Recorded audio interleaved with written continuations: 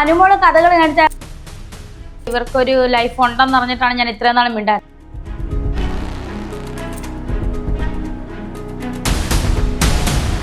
പ്ലാച്ചി എന്ന് പറയുന്ന പാവക്കുട്ടി അനുമോളുടെ പാവക്കുട്ടി. നമ്മൾ എന്ത് പറയാനാണ് അതിനകത്ത് ഏറ്റവും കൂടുതൽ മോശമായിട്ടുള്ള കാര്യം? അനുമോളെ നോക്കിയിരുന്നിട്ട് അനുമോളുടെ കണ്ടന്റ് കാണാൻ എനിക്ക് സമയം.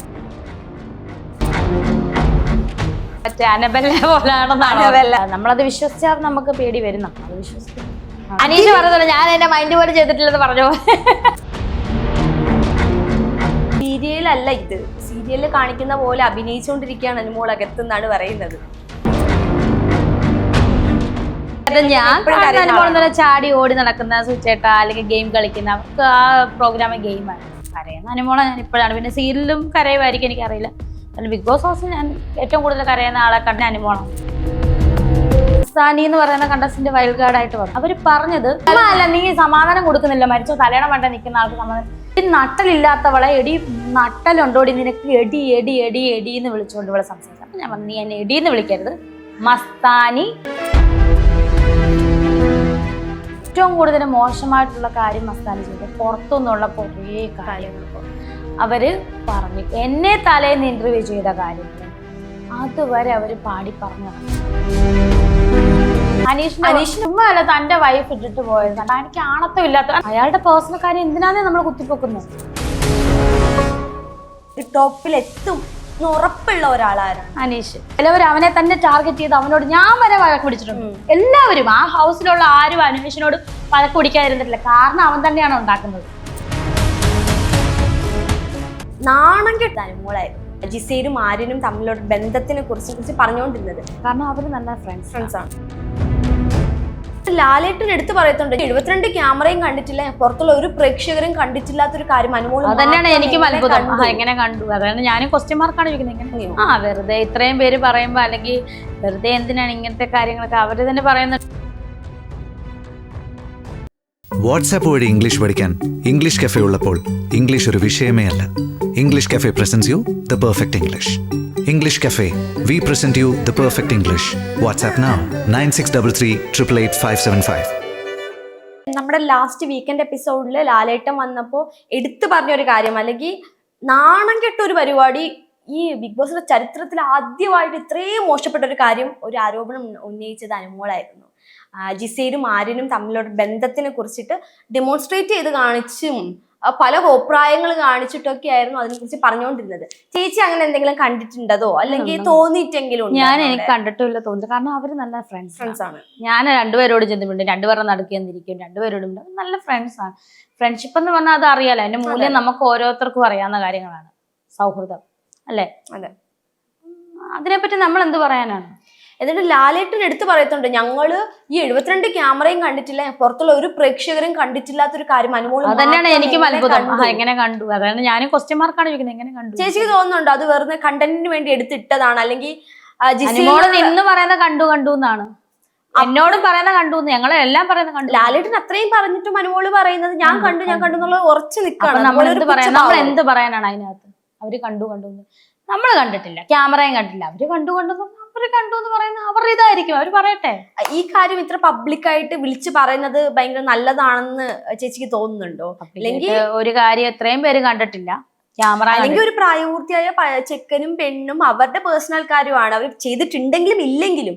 അത് അവനും പറയുന്നുണ്ടല്ലോ, ആര്യനും പറയുന്നുണ്ട്. ഇവർക്കെന്താ അതിൽ കയറി ഇടപെടേണ്ട ആവശ്യം അനുമോൾക്ക് ഉണ്ടായിരുന്നില്ല. ചേച്ചിക്ക് അങ്ങനെ എപ്പോഴെങ്കിലും തോന്നിയോ? വെറുതെ ഇത്രയും പേര് പറയുമ്പോ അല്ലെങ്കിൽ വെറുതെ എന്തിനാണ് ഇങ്ങനത്തെ കാര്യങ്ങളൊക്കെ അവര് തന്നെ പറയുന്നുണ്ട്. ഇവർക്കൊരു ലൈഫ് ഉണ്ടെന്ന് പറഞ്ഞിട്ടാണ് ഞാൻ ഇത്രയും നാളും മിണ്ടായിരുന്നത്. പിന്നെ മിണ്ടായിരുന്ന അത്രയും പറഞ്ഞിട്ട് ഒരു പുച്ഛഭാവമായിരുന്നു മൊത്തത്തിൽ അനുമോൾക്ക് ഉണ്ടായിരുന്നത്. എല്ലാ കാര്യത്തിനും കരയുന്ന അനുമോള്, ഇത്രയും ദിവസം എല്ലാ കാര്യത്തിനും ആര് ചെറുതായിട്ടും ദേഷ്യപ്പെട്ട പോലും കരയുന്ന അനുമോൾ അന്ന് ലാലേട്ടൻ അത്രയും ദേഷ്യപ്പെട്ടിട്ടും കരഞ്ഞിട്ടില്ല. ആ കാര്യത്തിന് ഉറച്ചു നിന്നു. അവരവരുടെ കളിച്ചതായിരിക്കും. ചേച്ചിക്ക് മുമ്പേ അറിയാവുന്ന ഒരാളായിരുന്നില്ലേ അനുമോൾ? ചെറിയ പരിചയമുള്ള ഒരാള്. ആ അനുമോൾ ഇപ്പൊ ഇങ്ങനെ ചെറിയ ഞാൻ ചാടി ഓടി നടക്കുന്ന സുചേട്ട അല്ലെങ്കിൽ ഗെയിം കളിക്കുന്ന അവർക്ക് ആ പ്രോഗ്രാം ഗെയിമായിരുന്നു. അങ്ങനെ ഒരാൾ അനുമോളെയാണ് ഞാൻ കണ്ടിട്ടുള്ളൂ. കരയുന്ന അനുമോളെ ഞാൻ ഇപ്പോഴാണ്. പിന്നെ സീരിയലും കരയുമായിരിക്കും, എനിക്കറിയില്ല. അല്ല ബിഗ് ബോസ് ഹൗസിൽ ഞാൻ ഏറ്റവും കൂടുതൽ കരയുന്ന ആളെ കണ്ട ഞാൻ കഴിഞ്ഞാൽ പിന്നെ അനുമോളാണ്. ഞാൻ പിന്നെ ഇങ്ങനെയുള്ള കാര്യത്തിലൊന്നും കരയത്തൊന്നുമില്ല, ഞാൻ പറയത്തേ ഉള്ളൂ. ഞാൻ എന്റെ വീട്ടിൽ പോണം കുഞ്ഞിനെ കാണും, അതല്ലാതെ ഞാൻ അനുമോൾക്ക് ഫസ്റ്റ് കരച്ചിലിന്.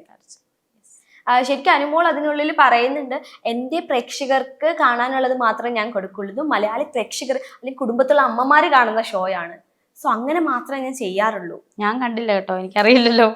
അങ്ങനൊക്കെ പറഞ്ഞോ? അങ്ങനെ പലരും പറയുന്നത് സീരിയൽ അല്ല, ഇത് സീരിയലിൽ കാണിക്കുന്ന പോലെ അഭിനയിച്ചുകൊണ്ടിരിക്കുകയാണ് അനുമോൾ അകത്തെന്നാണ് പറയുന്നത്. അതായിരിക്കും അവരുടെ ഗെയിം.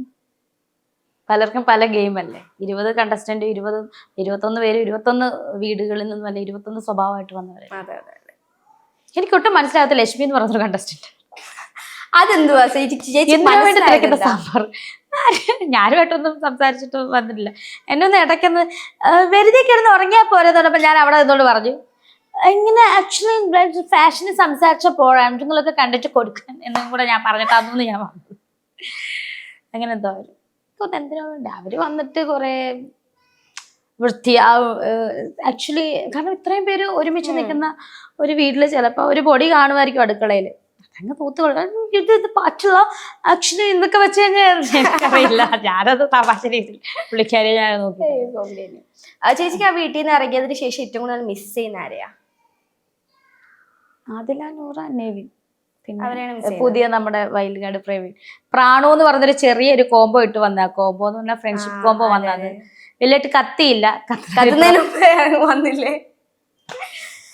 പിന്നെ സാബുമാൻ, മൈ ഫേവറേറ്റ്. ഇനി അറിയാൻ പറ്റത്തില്ല, അവൻ പറഞ്ഞ ഒരാഴ്ച കൂടെ കഴിഞ്ഞിട്ട് അതിന്റെ തനി കൂടെ എടുക്കത്തുള്ളതാണ് ലാലേട്ടനോട് വരെ അവൻ പറഞ്ഞു. അതായത് തനി സ്വഭാവം അറിയില്ല എങ്ങനെയായി തീരോ. സാബുമാനേ മാനെന്നാ, പക്ഷെ ഞാൻ മോനെന്നാ വിളിച്ചത്. അപ്പോ അതുപോലെ നമ്മളുടെ അനുമോള് പറഞ്ഞ ഒരു ആരോപണമാണ് സിന്ദാബാ പേരല്ല സിന്ദാബാ, പേരിതുപോലെ നെറ്റിലൂടെ ഇങ്ങനെ വരുന്നെന്നാ പറഞ്ഞത്, ഇങ്ങനെ ക്യൂ പോലെ വരുന്ന. ഇറ്റ്സ് ഓക്കെ, സന്തോഷം. ശരിക്കും അതെന്തായിരുന്നു ചേച്ചി സംഭവം?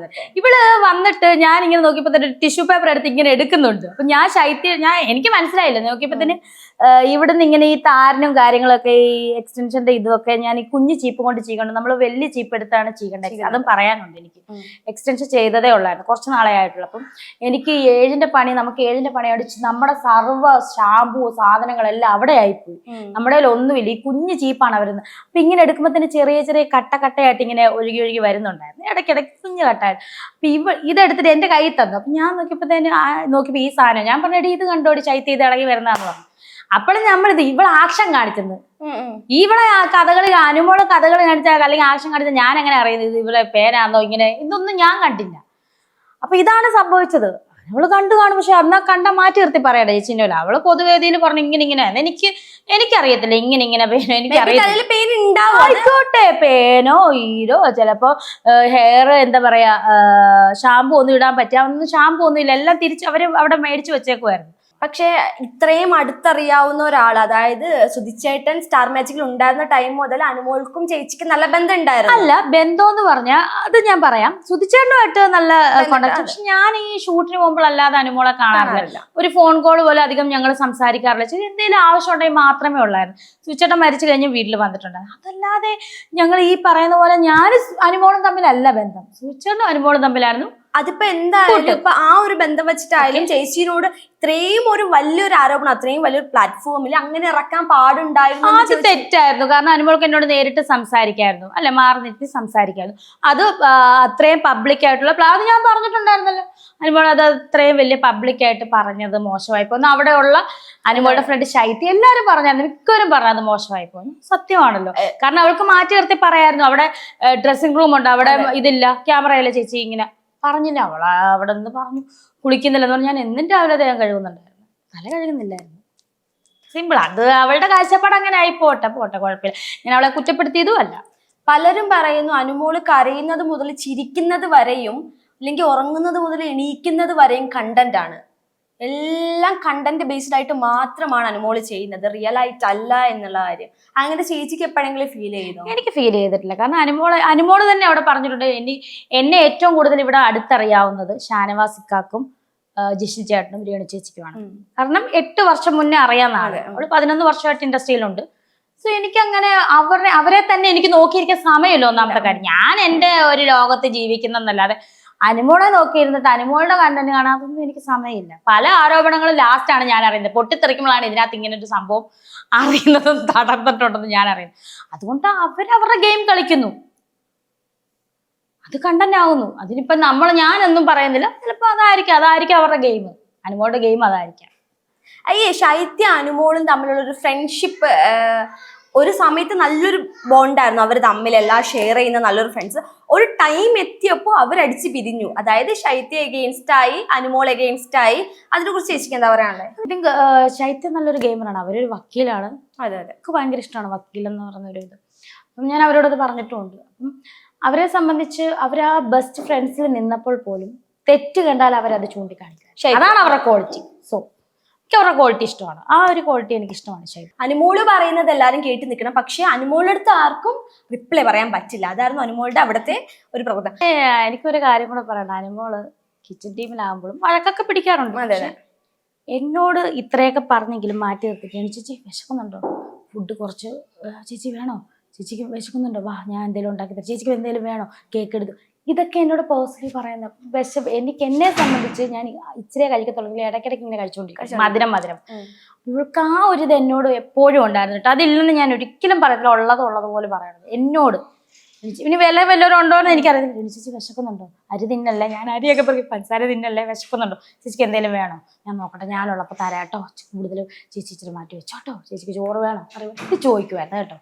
ബാക്കിയൊക്കെ ഓക്കെ, എന്നോടുള്ള കാര്യമാണ് ഞാൻ പറയുന്നത്. നമ്മുടെ ഒരു പ്ലാച്ചി എന്ന് പറയുന്ന ഒരു പാവക്കുട്ടി ഉണ്ടായിരുന്നു, അനുമോളുടെ പാവക്കുട്ടി.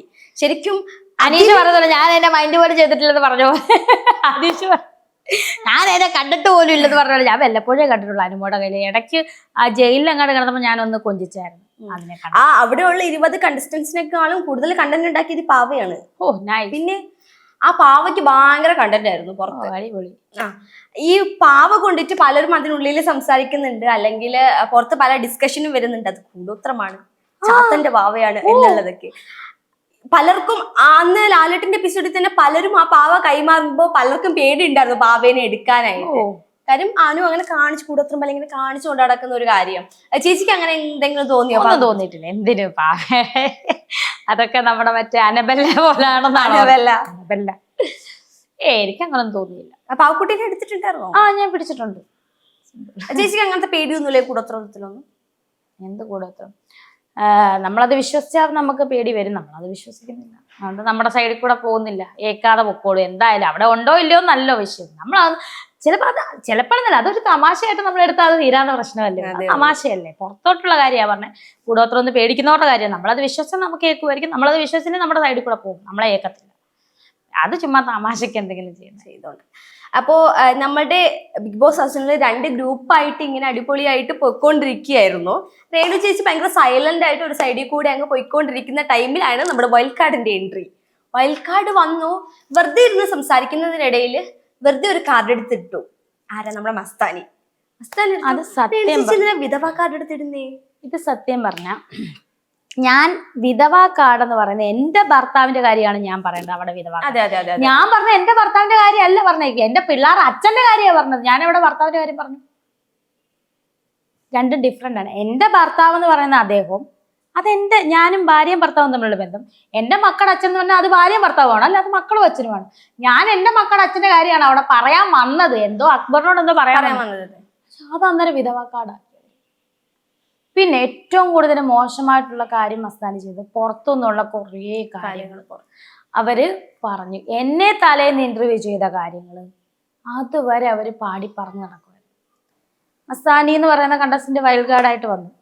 അവര് പുറത്തുനിന്നുള്ള കാര്യങ്ങൾ പറഞ്ഞു, ഞാൻ അതിനെ എതിർത്തു. പിന്നെ അവര് പറഞ്ഞത് ഈ ബിഗ് ബോസ് എന്നെ സംബന്ധിച്ച് ഒരുപാട് പേരോട് പറഞ്ഞു, പക്ഷെ എന്നെ സംബന്ധിച്ച് ഞാനത് തെറ്റാന്ന് പറഞ്ഞത്, അവരോട് എതിർത്തത് വേറൊന്നും, ഞാൻ വെറുതെ ഇരിക്കുന്നു, ഇങ്ങോട്ട് കയറി വന്നതാണ്.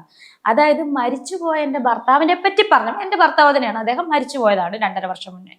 അദ്ദേഹത്തെ പറ്റി പറഞ്ഞപ്പോഴാണ് ഞാൻ കയറി ഷൗട്ട് ചെയ്തത്. പിന്നെ അതുപോലെ ഞാൻ ആ കാര്യത്തിന് മാത്രമേ റിയാക്ട് ചെയ്തിട്ടുള്ളൂ. അതുപോലെ അക്ബറിന്റെ കേസാണെങ്കിലും അനീഷിന് അറിയില്ലായിരുന്നു സുധി ആരാന്ന് ചോദിച്ചപ്പോഴാണ് ഞാൻ റിയാക്ട് ചെയ്തത്. സുധി ആരാന്ന് ചോദിച്ചാൽ അനീഷിനോട് റിയാക്ട് ചെയ്തത്. അല്ലാതെ കാര്യമുള്ള കാര്യത്തിന് മാത്രമേ എന്നെ സംബന്ധിച്ച് ഞാൻ റിയാക്ട് ചെയ്തിട്ടുള്ളൂ. അല്ലാതെ വെറുതെ അവിടെ കിടന്ന് വഴക്കുടിച്ച് ഓടിച്ചെന്ന് റിയാക്ട് ചെയ്യേണ്ട കാര്യം എനിക്കില്ല. അങ്ങനെ സ്ക്രീൻ സ്പേസ് വേണ്ട എനിക്ക്. അങ്ങനെ ഒരാളാണ് ഞാൻ. വീക്കെൻഡ് എപ്പിസോഡിൽ ലാലേട്ടൻ മസ്താനിക്ക് ഒരു പണിയും കൊടുക്കുന്നുണ്ട്. കാര്യം പുറത്തുനിന്നുള്ള മുഴുവൻ കാര്യങ്ങളും അകത്ത് വന്നിട്ട് അകത്തുനിന്ന് ഒരു കണ്ടന്റ് പോലും അതിൽ നിന്ന് ഒരു പ്രശ്നം ഉണ്ടാക്കി പറയാതെ പുറത്തുള്ള കാര്യങ്ങളാണ് കണ്ടന്റ് ആക്കിയിട്ട് അകത്ത് കൊണ്ടുവന്ന് പറയുന്നത്. അവരെന്നെ ദേഷ്യപ്പെട്ടതൊന്നും വിഷയമല്ല. സൂചിയുടെ പേരെടുത്തത് മരിച്ചു പോയതാകത്തിന് നീ മരിച്ചു പോയാലല്ല, നീ സമാധാനം കൊടുക്കുന്നില്ല. മരിച്ചു തലയണ വേണ്ട നിൽക്കുന്ന ആൾക്ക് സമാധാനം. ഇതൊക്കെ അതിനുപരി ഞാൻ അവിടെ ഏറ്റവും കൂടുതൽ ശാരികയും സരിക ചേച്ചിയും കഴിഞ്ഞ് കഴിഞ്ഞാൽ മൂത്ത ഞാനായിരുന്നു. അവർ രണ്ടും പോയി. പിന്നെ ആ പെണ്ണുങ്ങളുടെ കൂട്ടത്തിൽ മൂത്ത ഒനിയിലാന്ന് ആണുങ്ങളുടെ കൂട്ടത്തിൽ മൂത്ത്, പെണ്ണുങ്ങളുടെ കൂട്ടത്തിൽ മൂത്ത ആരും എന്നെ അനുജവയുടെ രേണു എന്ന് വിളിക്കും തമാശക്ക്. ബാക്കി എല്ലാവരും രേണു ചേച്ചി. എടി നട്ടലില്ലാത്തവളെ, എടി നട്ടലുണ്ടോടി നിനക്ക്, എടി എടി എടി എടി എന്ന് വിളിച്ചുകൊണ്ട് ഇവളെ സംസാരിച്ചു. അപ്പൊ ഞാൻ പറഞ്ഞു, നീ എന്നെ എടി എന്ന് വിളിക്കരുത്, മസ്താനി രേണു എന്ന് വിളിച്ചാൽ നീ ചേച്ചി എന്ന് വിളിക്കണം. നീ മസ്താനീനെ ഞാൻ മസ്താനി എന്നാ വിളിക്കുന്നത്, നീ എന്നെ എടിന്ന് വിളിക്കണ്ട എന്ന് ഞാൻ പറഞ്ഞത്. പിന്നെ അവളെ പേടിച്ചിട്ട് അവിടെ മുമ്പിൽ നിന്ന് ഓടിപ്പോയതല്ല. ഞാൻ സംസാരിച്ച് വഴക്ക് പിടിക്കുമ്പോൾ ഞാൻ നടന്നേ ഞാൻ പോത്തുള്ളൂ. അതുപോലെ തന്നെ ആദ്യമായിട്ട് നമ്മുടെ അഭിലാഷുമായിട്ട് ഒന്ന് ഫൈറ്റ് ചെയ്തപ്പോൾ ഞാൻ നടന്നാണ് പോയത്. അല്ലാതെ ഞാൻ അവിടെ നിന്ന് പറയുന്നത് എനിക്ക് സ്വഭാവമില്ല. ചിലർ നിന്ന് പറയായിരിക്കും, ഞാൻ നടന്ന് വരും. പണ്ട് ഉള്ളവർ പറയുന്നത് ചിലർ നടന്ന് പഠിക്കും, ചിലർ നിന്ന് പഠിക്കും, ഇരുന്ന് പഠിക്കും. ഓരോ ഡിഫറെന്റ് ആണ്. അല്ലാതെ മസ്താനിയെ പേടിച്ചിട്ടല്ല ഞാൻ പറഞ്ഞു. എനിക്ക് പറയാനുള്ള ഞാൻ പറഞ്ഞു. പിന്നെ അധികം കയറി എനിക്ക് സംസാരിക്കാൻ വയ്യ. ഒന്നാമത്തെ കാര്യം ഞാൻ തൊണ്ട പൊട്ടി സംസാരിച്ച് ഞാൻ ചോദിച്ചു, നീ എന്റെ കാര്യം പറയൂ, നിങ്ങൾ എന്റെ കാര്യം പറയൂ. മരിച്ചു പോയി ഇരുത്തിച്ചിട്ട് അവരുടെ ഒരു രീതി വെച്ചിട്ട് ഇരുത്തിച്ചിട്ട് പോലും ഇല്ലാത്ത അദ്ദേഹത്തിനെ പറ്റി എന്തിനാണ് ഇവിടെ? അദ്ദേഹം ഇവിടുത്തെ കണ്ടസ്റ്റന്റ് ആണോ? അല്ല. അപ്പൊ അദ്ദേഹത്തെ പറ്റി പറയാൻ എന്നെ പറ്റി പറയൂ. ശരിക്കും വെറുതെ ഇരുന്ന് ചേച്ചി പ്രവോക്ക് ചെയ്യാനാണ് ഇട്ടത്. എന്നിട്ട് പറയുന്നുണ്ട്, ഞാൻ വന്നപ്പോഴാണ് ചേച്ചിക്ക് ഒരു ക്യാമറ സ്പേസ് കിട്ടിയതെന്ന്. പറഞ്ഞോട്ടെ, ഞാൻ അതിനൊരു പാട്ട് പാടിയിട്ടുണ്ടായിരുന്നു. എന്തായിരുന്നു ഞാൻ ഓർക്കുന്നില്ല. മസ്താനെ കണ്ടിട്ടില്ലേ?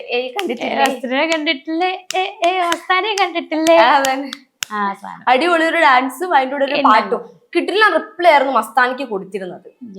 ശരി, പേഴ്സണൽ ലൈഫിൽ ഇതുപോലെ ചേച്ചിയുടെ സുധിച്ചേട്ടന്റെ കാര്യം എടുത്തിട്ട് റെനയുടെ ബോയ് ഫ്രണ്ടിന്റെ കാര്യം എടുത്തിട്ടാണ് ഇത് പറയുന്നത്. എനിക്ക് ഏറ്റവും കൂടുതൽ ഹേർട്ട് ആയത് സുധിച്ചേട്ടന്റെ കാര്യം, അതുപോലെ റെനയുടെ ബോയ് ഫ്രണ്ടിന്റെ കാര്യം, അനീഷിന്റെ ബോയ് ഫ്രണ്ടിന്റെ കാര്യം. ഞാൻ കേട്ടോണ്ടിരിക്കുക, ചുമ്മാ അല്ല തന്റെ വൈഫ് ഇട്ടിട്ട് പോയത് തന്റെ സ്വഭാവം കൊണ്ടാണ്. തനിക്ക് ആണത്തം ഇല്ലാത്ത എന്തോ സംതിങ് അവൾ ഇവിടെ പറഞ്ഞിട്ടുണ്ട്. എന്താണ് എനിക്ക് ഓർമ്മയില്ല, ഇതാന്ന് തോന്നുന്നു. എനിക്കൊന്ന് ലൈവ് കണ്ടവർക്ക് അറിയായിരിക്കും. അപ്പൊ ഞാൻ എതിർത്ത്, ഞാൻ അവിടെ ഒന്നും അങ്ങനെ പറയും. ഞങ്ങൾ ആരും ഇന്ന് വരെ അനീഷിനോട് അത് ചോദിച്ചില്ല. അനീഷ് ഡിവോഴ്സ് ആണെന്ന് ഞങ്ങൾക്ക് അറിയാം. ആദ്യമായിട്ട് ഞാൻ എന്തോ ഇങ്ങനെ അനീഷിന്റെ കാര്യം ഞാനത് പറയൂല എന്ന് പറഞ്ഞു. പിന്നെ ഞങ്ങൾ വിട്ടു. പിന്നെ ഞാൻ ഇന്ന് വരെ വൈഫിനെ പറ്റി ചോദിച്ചു, ഞങ്ങൾ ആരും ചോദിച്ചിട്ടില്ല. അയാളുടെ പേഴ്സണൽ കാര്യം എന്തിനാന്നേ നമ്മൾ കുത്തിപ്പൊക്കുന്നത്? അയാൾക്ക് താല്പര്യമില്ല പറയാൻ.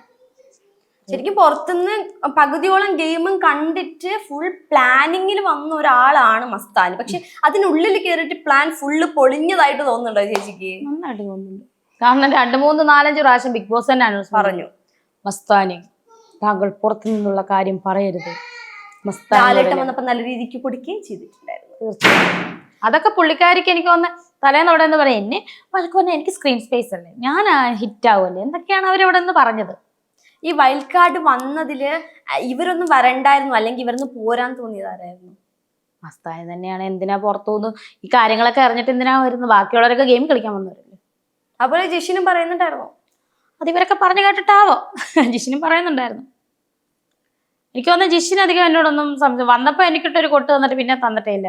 സുധിച്ചേട്ടാ ഞാൻ വന്നപ്പോ ഞാൻ ഇങ്ങനെ ഹഗ് ചെയ്തു. യെസ്, വന്ന വരവിനാണ്, അത്രേ ഉള്ളൂ, അതൊന്നും പറഞ്ഞിട്ടില്ല. പിന്നീട് ആ വീട്ടില് ചേച്ചി ഭയങ്കര സൈലന്റ് ആയി. ഒരു സമയമായപ്പോ ഭയങ്കര സൈലന്റ് ആയിരുന്നു. അതായത് അനീഷു ആയിട്ട് വീണ്ടും നമ്മുടെ സുധിച്ചേട്ടന്റെ പേര് ആരാ സുധി എന്ന് ചോദിക്കുന്ന ഒരു ചോദ്യത്തിലൂടെ ഞാൻ തിരിച്ച് റിയാക്ട് ചെയ്തെന്ന് തോന്നുന്നു. അതെ ആണല്ലേ, ഞാൻ അത് മാത്രം ആ ഒരു അനീഷുമായിട്ടുള്ള വഴക്കിന്, കാരണം ആ വഴക്കോട് കൂടി അനീഷ് പിന്നെ എന്നോട് ഒന്നിനും വന്നിട്ടില്ല. അപ്പൊ എല്ലാവരും പറയും രേണുസുതിയോട് മാത്രം എന്നെ അനീഷ് ഒന്നും പറയാത്ത അനീഷ്, കാരണം അവനറിയാം. ഞാൻ പിന്നെ ഒന്നിനും അനീഷ് വന്നിട്ടില്ല എൻ്റെ അടുത്ത്. ഞാൻ ഇങ്ങനെയൊക്കെ നോക്കും, ഇങ്ങനെ നടക്കുമ്പോ ഇങ്ങനെയൊക്കെ നോക്കും, ഒന്നിനും വന്നിട്ടില്ല. പക്ഷെ അനീഷ് ബാങ്ക് മാനേജറാണെന്ന് പറഞ്ഞപ്പോൾ 10 വർഷത്തോളം ഇരുന്ന ഒരു ഉദ്യോഗസ്ഥൻ, ഞാൻ ഞെട്ടിപ്പോയി. ഇത്ര എഴുത്തുകാരനാണ്, സത്യമായിട്ട് ഞാൻ ഞെട്ടിപ്പെട്ടു. അനീഷ് എന്ന് പറയുന്ന ഒരു കണ്ടസ്റ്റന്റിനെ സത്യം പറഞ്ഞാൽ ഞാൻ അത്ഭുതത്തോടു കൂടിയാണ് നോക്കി കണ്ടത് ആ ഒരു വീട്ടിൽ. അതിന്റെ ഇടയിൽ അനീഷായിട്ടാണ് അടി ഉണ്ടായത്. ഞാൻ ഉറങ്ങുന്നത് നീ കണ്ടോ? ഞാനായിരുന്നു അത്. ഞാൻ ഉറങ്ങുന്ന നീ കണ്ടോന്ന് വെച്ചിട്ടൊരു അത് തന്നെ പട്ടി കുറയ്ക്കും. പട്ടി കുറച്ചത് അതന്നെ. ഞാൻ ഇങ്ങനെ ഇരിക്കുവായിരുന്നു സത്യം പറഞ്ഞ ആര്യന്റെ ആണെന്ന് തോന്നുന്നു, മറ്റേ 3 കല്ലുകൾ, ഇത് നാണയക്കല്ലുകൾ, റെഡ് കല്ല് എന്റെ കയ്യിലുണ്ടായിരുന്നു. അതിങ്ങനെ അപ്പൊ ഇങ്ങനെ നോക്കുമ്പോ അനീഷ് നോക്കുമ്പോ തന്നെ മറ്റേ ഇരിക്കുന്ന മറ്റേ ബീൻ സീറ്റോ ബീൻ ബാഗ് അങ്ങനെ അങ്ങോട്ട് പറയത്തില്ല, അതിലായിരുന്നേ. അപ്പൊ ഇങ്ങനെ ഇരിക്കുമ്പോ അനീഷ് അതിലെ ഇങ്ങനെ നടക്കും എല്ലാരും ചുറ്റി. അന്ന് അനീഷ് ക്യാപ്റ്റനാ. ഇപ്പൊ എന്റെ കണ്ണ് ഇങ്ങനെ ഇരിക്കും. അപ്പൊ അനീഷ് ഓർത്ത് ഞാൻ ഉറങ്ങുമായിരിക്കുന്നു. ഞാൻ ഉറങ്ങുന്ന കണ്ടോടോ എന്ന് പറഞ്ഞു എനിക്ക് അരിച്ചൊക്കെ ഇരട്ടെ മിണ്ടാതിരിക്കുക. ഞാൻ ഇങ്ങനെ ഓരോന്ന് ആലോചിച്ച് പിള്ളേരെ കാരണം ഇങ്ങനെ ആലോചിച്ച് ഇവനിത് ഞാൻ കൊടുത്തവരിട്ട് അത് ഞാൻ ഇപ്പോഴാണ് ഓർക്കുന്നത്. ഇതൊക്കെ ഇങ്ങനൊക്കെ ഉണ്ടായോ? പിന്നെ ഇതൊക്കെ പുറത്ത് വൻ തരംഗമായിരുന്നു. ഈശോയേ. എപ്പിസോഡ്സ് എന്തെങ്കിലും കണ്ടായിരുന്നോ പുറത്തിറങ്ങിയിട്ട്? ഇല്ല, ഒന്നും കണ്ടിട്ടില്ല. ഒന്നും ഇത്രയും നേരമായി ഞാൻ ഇപ്പം ഇറങ്ങിയിട്ട് കുറെ നേരമായി ഒന്നും കണ്ടിട്ടില്ല. സത്യം പറയാലോ, ഞാൻ ഒന്നും കണ്ടില്ല. ഇൻസ്റ്റാഗ്രാമിൽ ഞാൻ എന്റെ ഫോൺ കിട്ടിയപ്പോൾ ഇൻസ്റ്റാഗ്രാമിൽ നോക്കി കുറച്ച് ഇങ്ങനെ വന്നത്, അതുപോലെ ഞാൻ മുഴുവൻ കണ്ടില്ല. ചേച്ചിക്ക് ആ ഹൗസിനുള്ളിൽ ഏറ്റവും കൂടുതൽ നന്നായിട്ട് ഗെയിം കളിക്കുന്നു അല്ലെങ്കിൽ ടോപ്പ് 5 എത്തും ഉറപ്പുള്ള ഒരാളാരാണ്? അനീഷ്. അതെന്തുകൊണ്ട് അങ്ങനെ പറയാൻ കാരണം? അനീഷ് നല്ലൊരു ഗെയിമറാണ്. കാരണം ഞാൻ 35ാമത്തെ ദിവസം വന്നു, അത്രയും ദിവസം അവന്റെ ക്യാരക്ടർ വിടുന്നില്ല. ഞാൻ ആലോചിച്ച ഒരു 10 ദിവസം അവന്റെ ക്യാരക്ടർ തിരിച്ചത് 15 ദിവസം അവന്റെ കാര്യങ്ങൾ അവന്റെ സ്ട്രാറ്റജി പോലെ തന്നെ അവൻ ഒരു കാര്യം 3-4 തവണ പറയും. ഗെയിമായിട്ട് എനിക്ക് തോന്നുന്നു, അല്ലെങ്കിൽ അവന്റെ രീതിയായിരിക്കും. അത് കഴിഞ്ഞ് കുറെ നേരം ഇത് നമ്മള് ചിലവർ അവനെ തന്നെ ടാർഗറ്റ് ചെയ്ത് അവനോട് ഞാൻ വരെ വഴക്ക് പിടിച്ചിട്ടുണ്ട്. എല്ലാവരും ആ ഹൗസിലുള്ള ആരും അന്വേഷണോട് വഴക്ക് പിടിക്കാതിരുന്നിട്ടില്ല. കാരണം അവൻ തന്നെയാണ് ഉണ്ടാക്കുന്നത്. നമ്മളാരും മനഃപൂർവ്വം വഴക്കുണ്ടാക്കുന്നതല്ല, കാരണം അവനിൽ നിന്ന് തന്നെ വരും അതറിയാതെ. അതെല്ലാം കഴിഞ്ഞിട്ട് കുറച്ച് നാൾ കഴിഞ്ഞപ്പോൾ മനസ്സിലായി ഇത് ഈ സെയിം രീതി തന്നെയാണ്. അപ്പൊ പിന്നെ അവന്റെ കണ്ടന്റ് വെറുതെ കൊടുക്കേണ്ട കാര്യമില്ലെന്ന് ഓർത്തായിരിക്കും ഉണ്ടായിരുന്നത്. അപ്പോഴായിരിക്കും ഇപ്പൊ ഈ പറഞ്ഞ പോലെ ഡൗൺ ആയത്. പിന്നെ അവന്റെ ഇത് തുടങ്ങി. എനിക്ക് അതാണ് മനസ്സിലാക്കാനുള്ളത്. ഈ അനീഷിനെ മാറ്റി വെച്ചാൽ ചേച്ചിക്ക് പിന്നെ ടോപ്പ് 5 എത്തുമെന്ന് പ്രതീക്ഷയുള്ള ഒരു 4 പേര്. ഒരാൾ അനീഷാണ്, ബാക്കിയുള്ള 4 പേര് ആരൊക്കെയായിരിക്കും? ജിസൈൽ 1, തീർച്ചയായിട്ടും ആര്യൻ നല്ല ഗെയിമറാണ്, ഫിസിക്കൽ ടാസ്ക് ഒക്കെ അടിപൊളിയായിട്ട്. നമ്മുടെ അനുവിന്റെ ഗെയിം കളിക്കുന്നു. എനിക്ക് തോന്നുന്നു ഒരുപാട് പ്രേക്ഷകരുണ്ടെന്ന് തോന്നുന്നു, സന്തോഷം, ഫാൻസ് ഉണ്ടെന്ന് തോന്നുന്നു. ആര്യൻ ഇങ്ങനെ പറഞ്ഞിട്ടുണ്ടായിരുന്നു, ഇങ്ങനെ കളിക്കുകയാണെങ്കിൽ രേണു ചേച്ചി ഉടനെ സുധിച്ചേട്ടന്റെ അടുത്തെത്തും എന്നൊരു കാര്യം പറഞ്ഞിട്ടുണ്ടായിരുന്നു. ഈ ആര്യൻ സത്യം പറഞ്ഞാൽ ഞാൻ കിച്ചു എന്നാണ് ഇടയ്ക്ക് അവനെ വിളിക്കുന്നത്. എനിക്ക് അങ്ങനെയാണ് അവനെ തോന്നുന്നത്. എന്നോട് ചേച്ചി റേണു ചേച്ചി റേണു എന്നൊക്കെ വിളിച്ചോണ്ടാണ് അവൻ തമാശ രീതി. ഞാൻ ഇത് ഇത്രയും ഡീറ്റെയിൽ ആയിട്ട് ഞാൻ കേട്ടില്ല. ഇങ്ങനെ അവനോട് വന്നപ്പോ അവൻ ഈ പറയുന്ന ചില സമയം മനസ്സിലായി ഹൈപ്പർ ആക്ടിവിറ്റി അവൻ. ചേച്ചി ഞാൻ ഇങ്ങനെ തമാശ പറഞ്ഞു പോലെ അക്ബർ അങ്ങനെ പറഞ്ഞു. അപ്പൊ ഞാനത് പിന്നെ ഒന്നാമത് വായിക്കില്ല, ചേച്ചി കേട്ടതുമില്ല, അത് കേട്ടില്ല. ചേച്ചിയുടെ കൂടെ എവിക്റ്റഡ് ആയ ചേച്ചി ഇറങ്ങിയതാണ്, എവിക്റ്റഡ് ആയ ഒരാളാണ് ആ എപ്പിസോഡിൽ എവിക്റ്റഡ് ആയ ആളാണ് ശരത്ത്. ആ ഒരു എവിക്ഷൻ പ്രതീക്ഷിച്ചിരുന്നോ? ശരത്തിന്റെ എവിക്ഷൻ ഞാൻ പ്രതീക്ഷിച്ചില്ല. കാരണം കുറച്ചുകൂടെ മുന്നോട്ട് പോകുന്ന ഒരു ഗെയിമർ ആണെന്നാണ് എൻ്റെ ഒരു വിചാരം. സോ ഞാൻ ഞെട്ടിപ്പോയി. പിന്നെ പ്രേക്ഷകരുടെ കയ്യിലല്ല, നമ്മളെ ഇങ്ങനെ ഒന്ന് പറഞ്ഞിട്ട് കാര്യമില്ലല്ലോ. ഇപ്പൊ എന്നെ സംബന്ധിച്ച് ഞാൻ ഇറങ്ങി വന്നു, ശരത്തിനെ എവിക്റ്റ് ആക്കി അല്ലേ, അങ്ങനല്ലേ? അതെ. നമുക്ക് അതിനകത്തൊന്നും വിധിക്കാനോ പറയാനോ ഒന്നും പറ്റില്ലല്ലോടാ. ഇടയ്ക്ക് വെച്ചിട്ട് ഈ ശരത്തിന്റെയും നമ്മുടെ RJ ബിൻസിയുടെയും ബന്ധം ഭയങ്കരമായിട്ട് ചർച്ചയായ ഒരു കാര്യമായിരുന്നു. അതിനുള്ളിൽ അവര് ഒരു 2-3 ദിവസം ബിൻസി ഇറങ്ങുന്നതിന് 2-3 ദിവസം മുമ്പ് അവര് നല്ല ഫ്രണ്ട്സ് ആയിരുന്നു. എനിക്കും അങ്ങനെ തോന്നുന്നു, നല്ല ഫ്രണ്ട്ഷിപ്പ് ആയിട്ട് തോന്നിട്ടോ. അവര് പുറത്ത് ഇറങ്ങാൻ നേരത്ത് ബിൻസി പോവാൻ നേരത്തെ ഒരു പ്രകടനം ഉണ്ടായിരുന്നു, അതായത് വിഷമത്തിന്റെ കെട്ടിപ്പിടിക്കലും ഒക്കെ ഉണ്ടായിരുന്നു. സത്യം പറഞ്ഞാൽ ഞാൻ അത് കണ്ടില്ല. എന്നോട് ബിൻസി ചേച്ചി നല്ലതായിട്ട് ഗെയിം കളിക്കണം എന്തോ സംതിങ് പറഞ്ഞിട്ട് പോയി. പക്ഷെ ഇത് ഞാൻ ശരത്ത് കരയെന്ന് കണ്ടു. കാരണം അവരുടെ ഫ്രണ്ട്ഷിപ്പ് അല്ലേ. ഇപ്പം നമ്മളൊരു കുടുംബം പോലെ അല്ലെ ഒരു ഫ്രണ്ട്സ് ആയിട്ട് നിൽക്കുന്ന ഒരു പെട്ടെന്ന് ഇവിടുന്ന് എവിക്റ്റ് ആയി പോകുമ്പോൾ അവർക്ക് വിഷമം വരും, താങ്ങാനാവാത്ത വിഷമം വരുമായിരിക്കും. അവർ ഹഗ് ചെയ്തിട്ടുണ്ടായിരിക്കാം. ഞാൻ അങ്ങനെ കാണുന്നുള്ളൂ കേട്ടോ. അതിനകത്ത് ഇനി വേറൊരു ബന്ധമായിട്ടൊന്നും ഞാൻ കണ്ടിട്ടില്ല. പലരും എടുത്തു പറയുന്ന കാര്യം RJ ബിൻസി ഔട്ടായതിന് ഒരു കാരണം അപ്പാനി ശരത്താണെന്നാണ്. അപ്പാനി ശരത്തായിട്ടുള്ള ബന്ധമാണ് RJ ബിൻസിനെ. ഞാനും പൊടിപ്പം തൊങ്ങനെ വെച്ച് ഞാനും ഇങ്ങനെ ചെറുതായിട്ട് നമ്മളാ വീട്ടിലുള്ളൊരു ജീവനുള്ളൊരു വസ്തു അല്ലേ, ഇടയ്ക്ക് ലീവ് എടുക്കുവാണോ രേണുസുതി അല്ലാതെ ചിലതവ കേൾക്കുന്നുണ്ട്. പക്ഷെ എനിക്കങ്ങനെ ഒരു നെഗറ്റീവായിട്ട് എനിക്ക് നമുക്ക് ഓരോരുത്തർക്കും ഓരോ അല്ല കാഴ്ചപ്പാടല്ലേ ആമിനല്ലേ, ഓരോ കാഴ്ചപ്പാടല്ലേ പ്രേക്ഷകർക്ക്. അപ്പം പ്രേക്ഷകരുടെ കാഴ്ചപ്പാടായിരിക്കും, അല്ലെങ്കിൽ അതാണോ അങ്ങനെയാണോ എനിക്കറിയില്ല. ചിലപ്പോ നമ്മുടെ അതിനുള്ളിലും സംസാരം ഉണ്ടായിരുന്നു. ഓരോരുത്തരുടെ കാഴ്ചപ്പാട്. എനിക്ക് അങ്ങനെ ഒരു കാഴ്ചപ്പാട് ഞാൻ കണ്ടില്ല. ഞാൻ എന്റെ പേഴ്സണലി പറയാണ് ഒരു കാഴ്ചപ്പാട്. ഇപ്പൊ ജിസയിലും ആരും തമ്മിലുള്ള ഫ്രണ്ട്ഷിപ്പ് എനിക്ക് അങ്ങനെ നെഗറ്റീവ് കാണാൻ പറ്റൂല. അപ്പോൾ തന്നെ ഇപ്പൊ അപ്പാനി ശരത്തും ബിൻസിയും തമ്മിലുള്ള ഫ്രണ്ട്ഷിപ്പിനെ എനിക്ക് അങ്ങനെ നെഗറ്റീവ് കാണാൻ പറ്റൂല. ഫ്രണ്ട്ഷിപ്പ് പല ആൾക്കാരുടെയും കാഴ്ചപ്പാടിലുള്ള ഇതായിരിക്കാം. ഈ നമ്മുടെ ജിസയിലുമായിട്ടായിരുന്നു അനുമോൾ ഏറ്റവും കൂടുതൽ അടി ഉണ്ടാക്കുന്നത്. ശരിക്കും ആര്യനോടുള്ള ഒരു ക്രഷാണ് ജിസയിലുമായിട്ട് അടി ഉണ്ടാക്കാനുള്ള ഒരു കാരണം എന്ന് പറയുന്നത്. ചേച്ചിക്ക് അങ്ങനെ നിങ്ങൾ തോന്നിയോ അനുമോൾക്ക് ആര്യനോട്? അങ്ങനെ ഒന്നും തോന്നില്ല. കാരണം അനുമോളെ അടുത്ത് പറയുന്നുണ്ട് ഇവൻ എന്റെ ഇളയതാണ് എന്ന് പറയുന്നത്. ആദ്യം ഒരു ലവ് ട്രാക്ക് പിടിക്കാൻ നോക്കിയത് അനുമോളുമാണ്. ഇതൊക്കെ വരുമ്പത്തിന് ഞാൻ എവിടെയായിരുന്നല്ല, ഞാൻ ലാലേട്ടൻ പറഞ്ഞിട്ട് ഞാൻ ലീവിനായിരുന്നു. ഇതൊന്നും ശ്രദ്ധിക്കാൻ എനിക്ക് നേരമുണ്ടോ ഇല്ലെന്ന് എനിക്കറിയത്തില്ല. എപ്പിസോഡ്സ് കാണണമായിരുന്നു. ഇനി ഇന്ന് കാണൂല. ഈ ഗെയിമൊക്കെ ചെയ്യാൻ മടിയായിരുന്നു. എന്തായിരുന്നു സംഭവം? ഫിസിക്കൽ സത്യം പറയട്ടെ, ഞാനത് എപ്പോഴും അതാണ് ഞാൻ പറഞ്ഞത് തന്നെയാണ് ഇപ്പോഴും പറയുന്നത്. പല ഇന്റർവ്യൂസിലും ഞാൻ പറഞ്ഞിട്ടുണ്ട്, എന്റെ ദേഹം എനിക്ക് കുത്തുന്നതും ഞാണ്ടുന്നതും മുറിവെടുക്കുന്നത് എനിക്ക് വേദനയാണ്. പക്ഷെ എന്നെ നേരെ വന്ന് എനിക്ക് സംസാരിച്ചാൽ എനിക്ക് പ്രശ്നമില്ല. അതുപോലെ ഫിസിക്കൽ ടാസ്കിൽ എനിക്കറിയാം, നല്ല കടാമുട്ട അക്ബറൊക്കെയാണ് കൂടെ ഇടിച്ചിട്ടാ തീർന്നത്. അതുപോലെ ഒത്തിരി അനുഭവം ഉണ്ടായിട്ടുണ്ട്. ഇന്ന് വന്നപ്പോഴാണ് ഇവിടെ ഈ കൈയൊക്കെ ഇവിടെ പച്ച കളറിലൊക്കെ ഞരമ്പ് പിടച്ച് കിടക്കുന്നത്. ഇത് കണ്ടോ, ഇവിടെയൊക്കെ വന്നപ്പോഴാണ് ഓരോന്ന്. കാരണം ഇത് കണ്ടോ, അതെ ഇതൊക്കെ ചിലപ്പോ എന്തെങ്കിലുമൊക്കെ തട്ടുക മുട്ട എന്തെങ്കിലും വലിയായിട്ടൊന്നും ചെയ്തില്ലെങ്കിലും എന്റെ ഒരു കുഞ്ഞു കൈയാണ്, ഇവിടെ ഒന്ന് തട്ടിയാൽ പച്ചക്കളറാവും. അപ്പൊ എനിക്കിത് നന്നായിട്ട് അറിയാം. അത് തന്നെയല്ല, ഞാൻ സാരിക ചേച്ചി ഉള്ളപ്പോൾ ദൈവമേ എങ്ങനെ വീണ് കഴിഞ്ഞാൽ ചത്തുപോയാൽ നമ്മുടെ മക്കൾക്ക് ആരും ഉണ്ടാകത്തില്ല, അല്ലെങ്കിൽ നമ്മളൊന്ന് കുഴഞ്ഞു വീണ് ചത്തുപോയാൽ തീർന്നു. അപ്പൊ അങ്ങനെയൊക്കെ ഉള്ള ഒരു ഇത് വെച്ചാണ് ഞാൻ ഫിസിക്കൽ ടാസ്ക് അധികം പേടിയാണ്. പക്ഷെ ജയിൽ ടാസ്ക് വന്നപ്പോൾ ഞാൻ മാക്സിമം ഓടി, നെഞ്ചിടിച്ച് വീണ് നല്ല വേദനയായിരുന്നു. അങ്ങനെ കുറെ കാര്യങ്ങളൊക്കെ ഉണ്ടായി.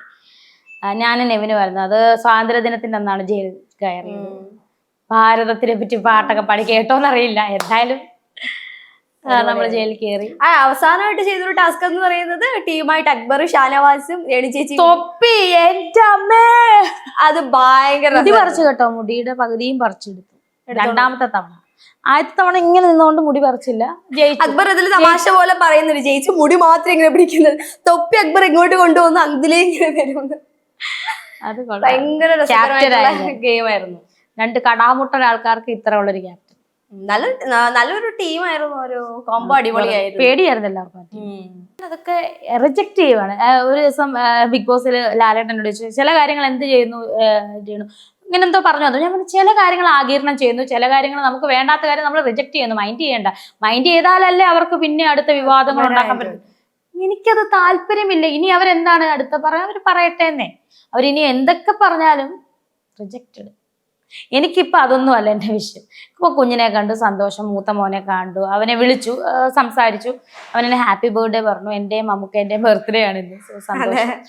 അപ്പം ഹാപ്പി ബർത്ത്ഡേ പറഞ്ഞു. എനിക്ക് ഇനി വർക്കുകൾ വന്നാൽ ഇനി ചെയ്യണം, കിട്ടുന്ന പോലെ ചെയ്യണം, സന്തോഷം. പിന്നെ കുറച്ച് നേർച്ചകളും ഒക്കെ ഉണ്ട്, പള്ളികളിലായിട്ടൊക്കെ പോകണം. കുറച്ച് നാളത്തേക്കിന് കുറച്ച് ദിവസത്തേക്ക് ഒന്ന് നോർമൽ ആകാൻ വേണ്ടിയിട്ട് കുറച്ച് എനിക്ക്. എന്നാലും ഇപ്പോഴും ഞാൻ കണ്ടിന്യൂസ് ആയിട്ട് നോർമൽ ആയിട്ടില്ല. ഒന്ന് കുറച്ചൊന്ന് മൈൻഡ് ഒന്ന് ബാലൻസ് ചെയ്യാൻ കുറച്ച് സമയം എടുക്കും. ഇപ്പോഴും ഞാൻ അത്ര അധികം ബാലൻസിൽ ആണോന്ന് ചോദിച്ചാൽ കുഞ്ഞിനെ കണ്ടപ്പോൾ ഓക്കെ ആയി. ഒന്ന് കുറച്ച് കഴിയുമ്പോൾ ആ ബിഗ് ബോസ് ഹൗസിന്റെ മൈക്ക് തന്നിടണം എന്നൊക്കെ തോന്നുമായിരിക്കും. ഇങ്ങനെയൊക്കെ വെക്കുമായിരിക്കും, ഇടയ്ക്കിടയ്ക്ക് ഇങ്ങനെ ഒരു വെക്കുന്നുണ്ട്. കാരണം മൈക്ക് ശരിക്കും ഇങ്ങനെ കയറ്റി. അപ്പൊ ഞാൻ പറഞ്ഞ പോലെ അപ്പാനി വീട്ടിൽ ചെന്നൊരു ക്രോസ് ബാഗിന്റെ വള്ളി എടുത്താൽ കെട്ടിയാലോ നമുക്ക് തമാശക്ക്. അപ്പം എന്നെ സംബന്ധിച്ച് ഞാൻ റിജക്ട് ചെയ്യുന്ന കാര്യം, എനിക്കത് കൂടുതലൊന്നും പറയാനില്ല, താല്പര്യമില്ല. ഒരു എന്തുവാകട്ടെ, ഒരു സ്ത്രീയെ ഇങ്ങനെ അവര് ഒരു കുറ്റവും തിരിച്ച് പറയാത്തൊരു സ്ത്രീയെ ഇങ്ങനെ അപമാനിക്കുന്നത് കൊണ്ട് ഇവർക്ക് നേട്ടമുണ്ടെങ്കിൽ നേടിക്കോട്ടെ. അതെടുത്ത് റിയാക്ഷൻ ചെയ്യാനും ആൾക്കാരുണ്ട്, ആയിക്കോട്ടെ. ഇതൊന്നും വലിയ ഈ പറയുന്നത് എന്തുവാട്ടെ, ഇതൊന്നും വലിയ ലോക കുറ്റങ്ങളൊന്നും അല്ലല്ലോ പറയുന്നത്. ഇത് ചേച്ചിനെ ബാധിക്കുന്ന കാര്യമല്ല, എന്നെ ബാധിക്കുന്ന കാര്യമല്ല, എന്റെ ഭർത്താവിനെ ബാധിക്കുന്ന കാര്യമല്ല. കാരണം അദ്ദേഹം ഇഹലോകവാസം വെടിഞ്ഞ ഒരു വ്യക്തിയാണ്. അദ്ദേഹത്തിന്റെ വീട്ടുകാർ ഇത് അറിഞ്ഞിട്ടുണ്ട്. അവരെന്റെ വീട്ടില് എന്നോടല്ല സംസാരിച്ചത്, എന്റെ അമ്മയോടും പപ്പയോടും. അവരെന്നോട് പോലും സംസാരിച്ചില്ല. കാരണം അവർക്ക് എന്റെ അപ്പയോടും അമ്മയോടും പറഞ്ഞത് ഇതൊക്കെ എന്തിനാണ് നമ്മളത് മനസ്സിലാക്കുന്നത്. സുധി മരിച്ചുപോയി, സുധിയുടെ ഭാര്യയാണ് രേണു, സുധിയുടെ 2 മക്കളുമാണ് കിച്ചൂർ. നമ്മളൊരു കുടുംബമാണ്, അങ്ങനെ ഹാപ്പി ആയിട്ട് പോകും. ഇതൊന്നും നമ്മൾ മൈൻഡ് ചെയ്യേണ്ടത് അവര് തന്നെ പറഞ്ഞു. പിന്നെ നമ്മൾ എന്തിനാണത് മൈൻഡ് ചെയ്യുന്നത്? സിമ്പിൾ. ഈ ഷാനവാസിന്റെ ഒരു ക്യാരക്ടർ ചേച്ചിക്ക് എങ്ങനെയായിരുന്നു മനസ്സിലായത് അതിനുള്ളില്? ഷാനവാസിക്ക എന്ന് പറയുന്നത് പുള്ളി ഒന്നാമത്തെ കാര്യം ഒച്ചയില്ല, ഒച്ചയെന്ന് പറഞ്ഞ സാരമില്ല. ആള് അനീഷിനെ തന്നെയാന്ന് തോന്നുന്നു ടാർഗറ്റ്, രണ്ടുപേരും അങ്ങോട്ടും ഇങ്ങോട്ടും അടി. അല്ലാതെ പക്ഷെ അവരൊന്നും നല്ലൊരു കോമ്പോ ഉണ്ടായിരുന്നു അനീഷ്. അതിന്റെ ഇടയ്ക്ക് ഞാൻ വരുമ്പോ ത്രികോണം മധ്യേ ഞാന് അനീഷ ഷാനവാസ അങ്ങനെ ഒരു ഇതും വന്നതാണ്. നെവിനാണ് അതിന്റെ ആഗ്രഹം പറയുന്നത്.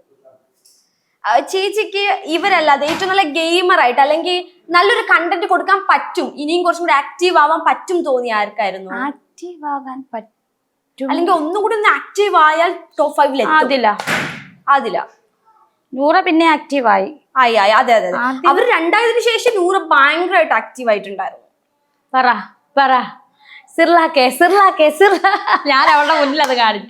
ചേച്ചി അതിലെ കുറച്ചുകൂടെ ഒന്ന് ഇപ്പം എനിക്കൊന്ന് ഞാൻ വരുന്നതിന്റെ അന്ന് ഒന്നും കൂടെ ഇത് അതെ. സോ നന്നായിട്ട് പോട്ടെ. നിങ്ങളൊരു ഗ്രൂപ്പിസം ഉണ്ടായിരുന്നു. ആ വൈൽഡ് കാർഡിന് മുമ്പ് ഒരു രണ്ട് ഗ്രൂപ്പായിട്ട് ഡിവൈഡ് ചെയ്തിട്ടുണ്ടായിരുന്നു. അതായത് അനു മൂടുതാങ്ങി ടീമും അക്ബറിന്റെ നിക്കറവള്ളി ടീം, അങ്ങനെ 2 ടീമായിട്ടുണ്ടായിരുന്നു. പിന്നെ അനുവിന്റെ ജിസേലിന്റെ വള്ളി നിക്കർ ടീം. ഈ 2 ടീമിലും ഞാൻ എല്ലാ ടീമിലും പോയിരിക്കും, സംസാരിക്കും, പാട്ട് പാടും, തിരിച്ചു പോകും. ഇവിടെ പറഞ്ഞ അവിടെ പറഞ്ഞ ഇവിടെ. എനിക്ക് എന്റെ ഒരു ഓർമ്മ ശരിയാണ്, ഞാൻ പറഞ്ഞിട്ടില്ല. ചോദിച്ചാൽ ഞാനേ അങ്ങനൊന്നും ഞാൻ പറയുന്നത് അവർക്കറിയാം. അതിനുള്ളില് കുറ്റം പറയാത്ത ഒരാൾ അല്ലെങ്കിൽ അങ്ങോട്ട് പോയി പരദൂഷണം പറയാത്ത ഒരാളെന്ന് പറയാൻ രേണു ചേച്ചി മാത്രമേ ഉണ്ടായിരുന്നുള്ളൂ. എനിക്ക് തോന്നുന്നു ഞാൻ, കാരണം എനിക്ക് അങ്ങനെ പറയാൻ താല്പര്യമില്ല. ഞാൻ കേൾക്കുന്നുണ്ടെല്ലാം, ഇവരെ ഇവിടെ പറയുന്നു അവിടെ പറയുന്നു, ഞാൻ കേൾക്കുന്നുണ്ട്. കാരണം നമ്മളെല്ലാം ഗെയിം കളിക്കാൻ വന്നവരാണ്. പ്രശ്നങ്ങൾ കാണും, വഴക്കുകൾ കാണും, നമ്മളൊക്കെ മനുഷ്യരാണ്. അപ്പം അവര് പറയുന്നത് ഞാൻ കേൾക്കും. കേട്ടിട്ട് രേണു ചേച്ചി എന്നൊക്കെ പറഞ്ഞാൽ അവര് അപ്പുറത്ത് ചെന്നിട്ട് അവര് പറയുന്നത് കേൾക്കും. ഇത് അങ്ങോട്ടും ഇങ്ങോട്ടും പറയാൻ താല്പര്യമില്ലാത്തതുകൊണ്ട് ഞാൻ പറയുന്നില്ല. എന്നാലും ഇത്രയും സ്നേഹിക്കുന്നവരോട്, ഇത്രയും സപ്പോർട്ട് ചെയ്തവരോട് ചേച്ചിക്ക് എന്താ പറയാനുള്ളേ? അവരുടെയൊക്കെ സ്നേഹത്തിന് മുന്നിൽ എനിക്കൊന്നും പറയാനില്ല. നിങ്ങളുടെ സ്നേഹത്തിന് മുന്നിൽ നന്ദി. അതിലുപരിയായിട്ട് എനിക്കെൻ്റെ മക്കളെന്ന് വെച്ചാൽ ജീവനായി പോയി. സോ എനിക്ക് അവിടെ പിടിച്ചിരിക്കാൻ പറ്റില്ല. എങ്കിൽ പോലും നിങ്ങൾക്ക് വേണ്ടി ഞാൻ 35 ദിവസം നിങ്ങൾക്ക് വേണ്ടിയിട്ട് നിന്നു. സന്തോഷം. ഇനി നിങ്ങളുടെ സ്നേഹം, നിങ്ങളുടെ ആ ഒരു സപ്പോർട്ട് എപ്പോഴും പ്രതീക്ഷിച്ചുകൊണ്ട് താങ്ക് യു സോ മച്ച്. ഇത്രയും നേരം സംസാരിച്ചതിൽ ഒരുപാട് സന്തോഷം. ചേച്ചിയെ പരിചയപ്പെടാൻ പറ്റിയതിലും സംസാരിച്ചതിൽ thank you so much. Hi hello എല്ലാവർക്കും നമസ്കാരം. മെയിൻ സ്ട്രീമിന്റെ മറ്റൊരു എപ്പിസോഡിലേക്ക് ഏവർക്കും സ്വാഗതം. ഞാൻ ആമിന സലീം. ഇന്ന് എന്നോടൊപ്പം ഉള്ളത് ബിഗ് ബോസ് ഹൗസിൽ നിന്നും ഇറങ്ങിയ, അതായത് ഏറ്റവും കൂടുതൽ ബിഗ് ബോസ് ഹൗസിൽ ഭാഗ്യം ചെയ്ത ഒരാളാണ്. കാര്യം ലാലേട്ടൻ കൈപിടിച്ച് കയറ്റുകയും അതേ ലാലേട്ടൻ തന്നെ കൈപിടിച്ച് പുറത്ത് കൊണ്ടുവരികയും ചെയ്ത ഒരാളാണ് എന്നോടൊപ്പം ഉള്ളത് രേണു സുധി. വീട്ടിൽ വന്ന് കൈപിടിച്ച് ഇറക്കിക്കൊണ്ട് വന്നത്, അങ്ങനെ കൂടെ പറയണം. അവിടെ നിന്നല്ല, വീട്ടിൽ വന്ന് ലാലേട്ടൻ നമ്മുടെ കൂടെ ഇരുന്ന് കൈപിടിച്ച് ഭാര്യയുടെ പോകാന്ന് പറഞ്ഞ് കൊണ്ടുവന്ന ഒരാളാണ്. മലയാളികളുടെ ഒരു ഇതാണല്ലോ ആറ്റിറ്റ്യൂഡ്.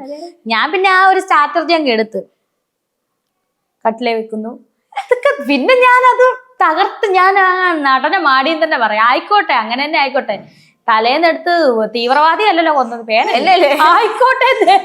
ഞാൻ ഇറങ്ങി വന്നപ്പോ ഒരു പ്രൂവ് പറഞ്ഞല്ലോ, ചേച്ചി അടിപൊളിയായിരുന്നു, ചേച്ചിയായിട്ട് നിന്ന്, ചേച്ചിക്ക് വേണം പേരൊന്നും തട്ടിക്കളഞ്ഞിട്ട് വേണമെങ്കിൽ ചേച്ചി എടുത്ത് കൊല്ലോ, എന്ത് വേണം ചെയ്തു, അത് വലിയ കുറ്റമൊന്നും അല്ലല്ലോ, തീവ്രവാദി അല്ലല്ലോ ചേച്ചി കൊന്നത്. ഞങ്ങൾക്കൊക്കെ തലയിൽ എനിക്ക് ഭയങ്കര ഇഷ്ടമായിരിക്കും, വല്ലത് ചുമ്മാ തമാശ രീതിയിലൊക്കെ പറഞ്ഞ് ഞാനത് ആസ്വദിച്ച് ചിരിച്ചു വിട്ട്. അത് വലിയ സംഭവമായിട്ടൊന്നും എനിക്ക് തോന്നുന്നില്ല. അതൊരു രസമായിട്ടും അല്ലെങ്കിൽ ഒരു പോട്ടെ, ആയിക്കോട്ടെ, എൻ്റെ ഒരു ഗെയിം സ്ട്രാറ്റജി ആയിട്ട് അങ്ങ് എടുത്തോട്ടെ. 35 ദിവസത്തെ ഇടയ്ക്ക് ഇങ്ങനെ ഹാപ്പി ആയിട്ട് ഞാൻ. എന്നാലും ഇത്രയും സ്നേഹിക്കുന്നവരോട്, ഇത്രയും സപ്പോർട്ട് ചെയ്തവരോട് ചേച്ചിക്ക് എന്താ പറയാനുള്ളേ? അവരുടെയൊക്കെ സ്നേഹത്തിന് മുന്നിൽ എനിക്കൊന്നും പറയാനില്ല. നിങ്ങളുടെ സ്നേഹത്തിന് മുന്നിൽ നന്ദി. അതിലുപരിയായിട്ട് എനിക്കെൻ്റെ മക്കളെന്ന് വെച്ചാൽ ജീവനായി പോയി. സോ എനിക്ക് അവിടെ പിടിച്ചിരിക്കാൻ പറ്റില്ല. എങ്കിൽ പോലും നിങ്ങൾക്ക് വേണ്ടി ഞാൻ 35 ദിവസം നിങ്ങൾക്ക് വേണ്ടിയിട്ട് നിന്നു. സന്തോഷം. ഇനി നിങ്ങളുടെ സ്നേഹം, നിങ്ങളുടെ ആ ഒരു സപ്പോർട്ട് എപ്പോഴും പ്രതീക്ഷിച്ചുകൊണ്ട് താങ്ക് യു സോ മച്ച്. ഇത്രയും നേരം സംസാരിച്ചതിൽ ഒരുപാട് സന്തോഷം. ചേച്ചിയെ പരിചയപ്പെടാൻ പറ്റിയതിലും സംസാരിച്ചതിൽ താങ്ക് യു സോ മച്ച്.